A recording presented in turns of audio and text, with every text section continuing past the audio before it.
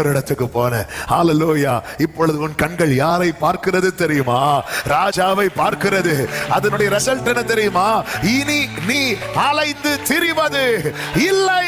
நல்ல கைகளை தட்டி ஆமென் சொல்லுங்க பார்க்கலாம். ஹalleluya. என் வாழ்க்கையில அலைந்து திரிகிற அனுபவம் இல்லாமல் ஒரு நிலையான, கர்த்தர் தாவீதுக்கு எப்படிப்பட்ட வீட்டை கட்டுவேன்னு சொன்னார்? நிலையான வீடு.